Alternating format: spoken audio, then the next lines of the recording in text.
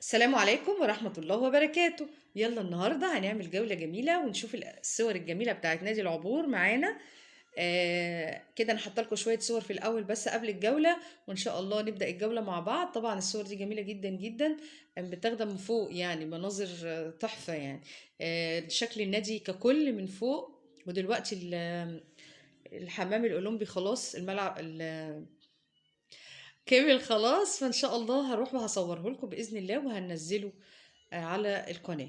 فهنبتدي كده مع بعض كده، وانت داخله النادي والجامع على ايدك اليمين. طبعا انت كل ما بتروحي بتلاقي تطورات جديده جدا. زي ما بقول لكم هنروح في حاجات كتير جدا خلصت، هنروح نصورها ان شاء الله الفتره الجايه. هنا كده المكان دوت يعتبر برضو جديد. هنا قعدات جميله جدا بتخدم المكان، وبالليل كمان بيبقى فيها وحدات إضاءة وليد بتبقى شكلها تحفة جدا. ده الممشى اللي بيدخلنا على المكان دوت، على الجزء ده اللي هو فيه الملاهي الجديدة.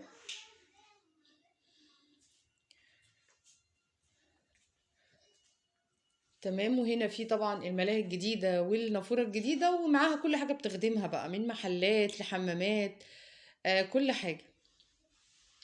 وفي شاشة طبعا عرض لو في ماتشات أو في أي حاجة، بتبقى جنب الاتجاه التاني عند النافورة.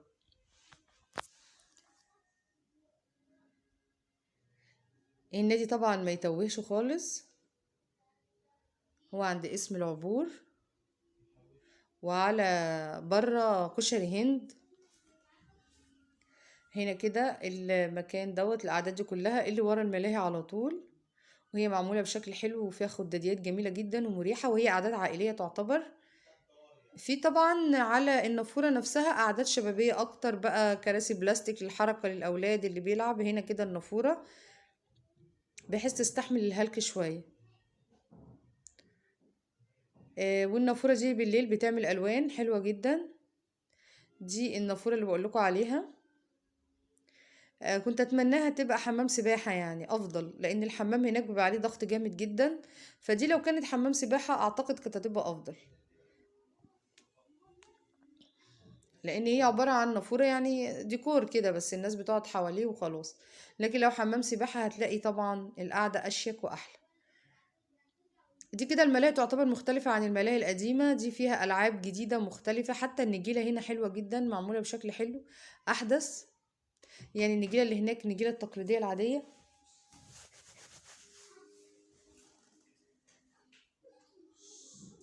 تمام.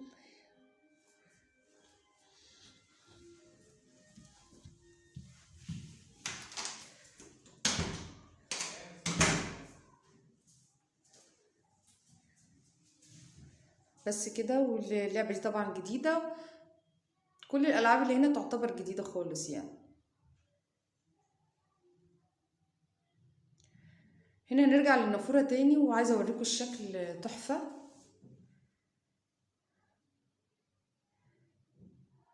جميل جدا. ودي الشمس، هوريهولكوا كمان بالليل.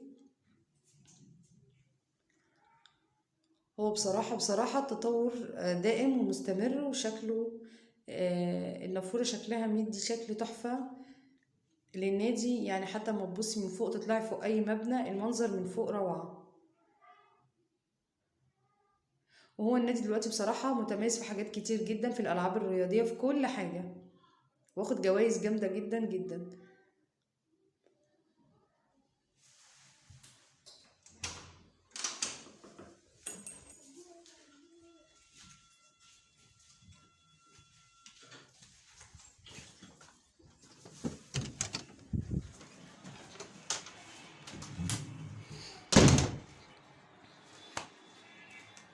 هنا بقى وريتكم النافورة بعد ما اشتغلت،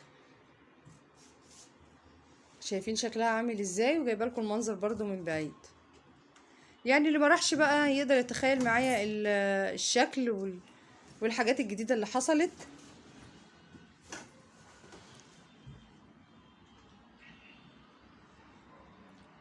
هنا انا مهتمية شوية بالنافورة دي، عشان انا طبعا وريتكم في الجولة القديمة، اللي ما شافهاش، اللي عايز يشوف الجولة القديمة كل حاجة. حمام السباحة والمحلات وكل حاجة موريها لكم في الجولة القديمة.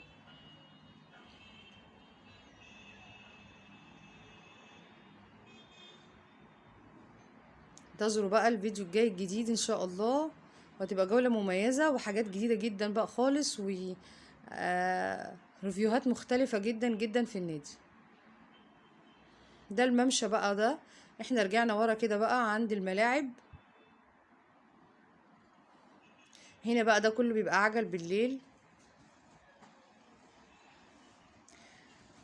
وهنا المبنى الاجتماعي في وشه الجزيرة دي على طول، وفي وشه على طول يعتبر حمام السباحة. وهنا كده المبنى الاجتماعي، وهنا الملاعب ورا كده بقى ملاعب لا حصر لها، كل يعني ما تتخيلوه. عدد ملاعب رهيب جدا لان مساحة النادي اصلا كبيرة جدا جدا.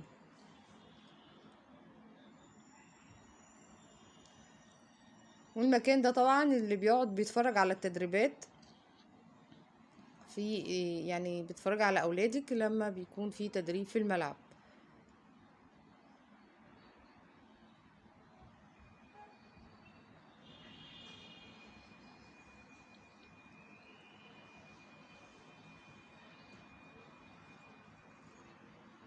هنا كده بقى المكان ده بعد بقى يعني بتطلعي منه في سلم كده ويوديكي على حمام السباحة بقى. يعني الملاعب تعتبر جنب حمام السباحة، مش بعيدة خالص. والمبنى المدور اللي هناك ده الجيم. هنا كده طالعين على ايه، حمام السباحة الكبير وحمام السباحة الصغير، وانا وريتهولكوا قبل كده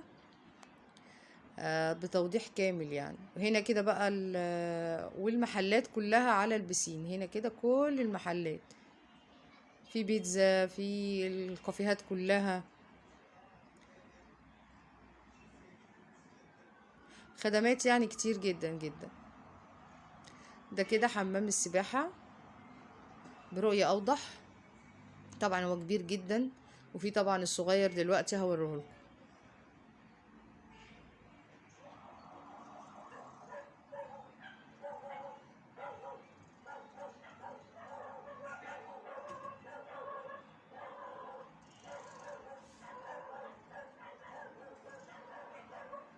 ده كده الحمام الصغير،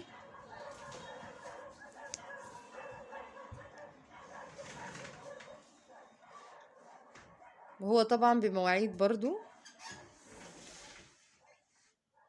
اهو. جميل جدا جدا. زي ما قلت لكم النادي محتاج حمام سباحة تاني عشان يقدر يستوعب الضغط والاعداد اللي زادت.